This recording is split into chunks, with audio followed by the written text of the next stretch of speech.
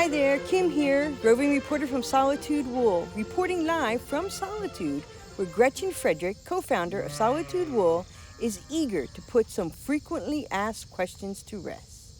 Thank you for joining us. Please, tell us about Solitude Wool and what's up with this breed-specific stuff.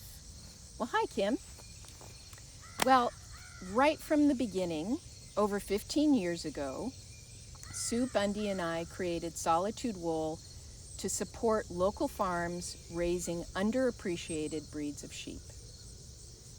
Sue's a shepherd, I'm a shepherd, we both love wool and are spinners, but not all shepherds are fiber artists, and they might not know what to do with their fleece or how to direct market it. They really need to shear their sheep for their good health, but then they have these fleeces. And unfortunately, because commercial wholesale prices for fleece are so low for anything but white, super soft fleece, their fleeces would often end up on the compost pile or at the dump. So we started paying above market prices for their fleece and using that wool to make our Solitude Wool breed-specific yarns. We don't just lump all the fleece together and call it wool. We keep all the fleeces separate and use them to make yarns that highlight that breed's special strengths and characteristics. So from there, we work with mills all across the U.S.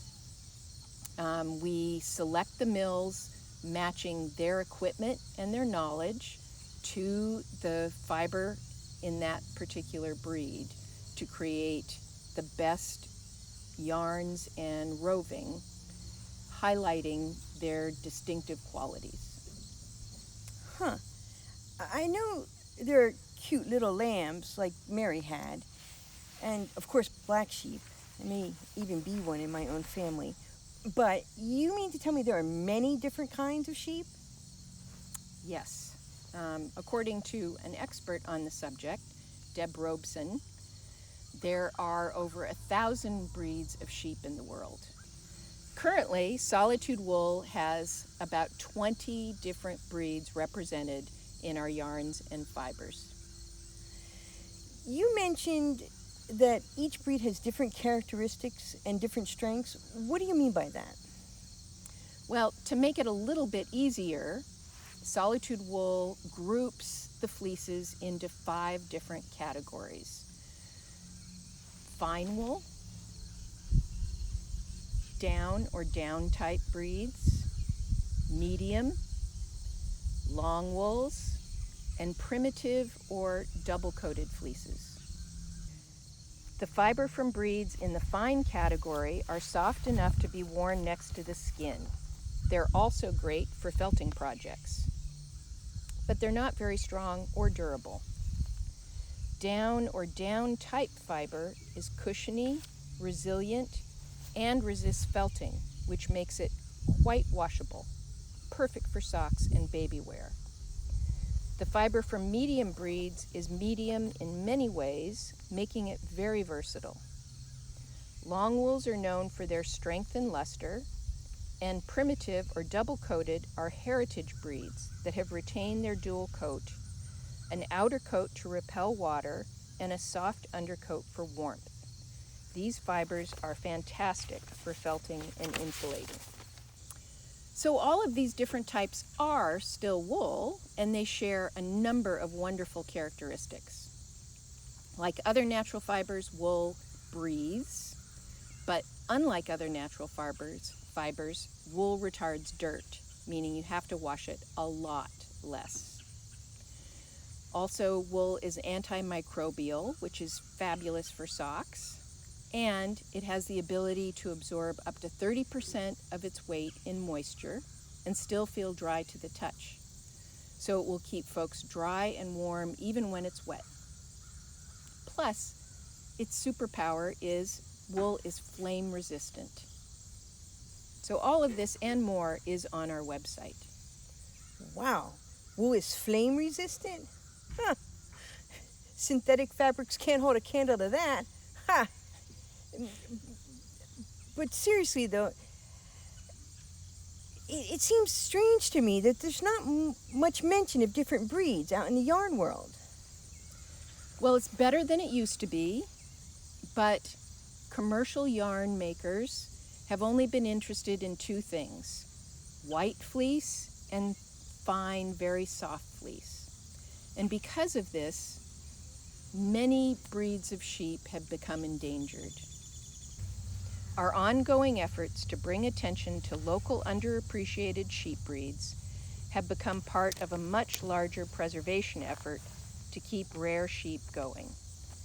The Livestock Conservancy created the Shave 'em to Save 'em initiative to promote sheep breeds that are on their conservation priority list to fiber artists. These are sheep breeds that need more love and attention to avoid the risk of extinction. Solitude Wool is a proud and official fiber provider for the Livestock Conservancy's Shave 'em to Save 'em initiative. That's fantastic. When Solitude Wool refers to local, what region in the United States is that?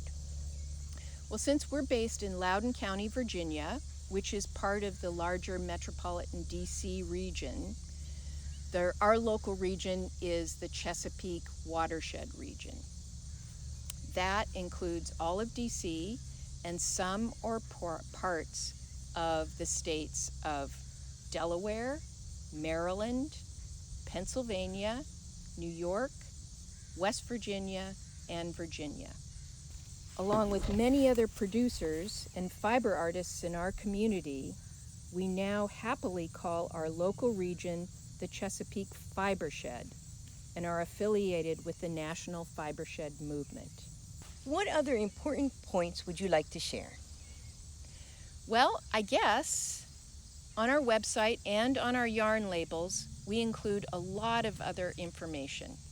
We have photos of the sheep, a little bit about the breed, where the yarn starts from, meaning which farms the fiber comes from, and many details like the weight, the type of wool, how many plies, all things that will help you figure out what the best use of that yarn might be, whether it's better for lace or for sweaters, for cables, for hard-wearing socks, maybe even a yurt.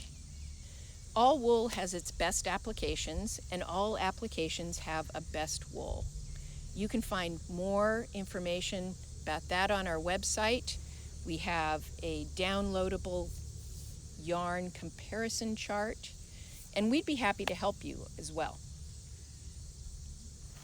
Well, there you have it, folks. It's important to keep as many different breeds of sheep around as we possibly can by supporting the shepherds who support the sheep, who support our fiber arts.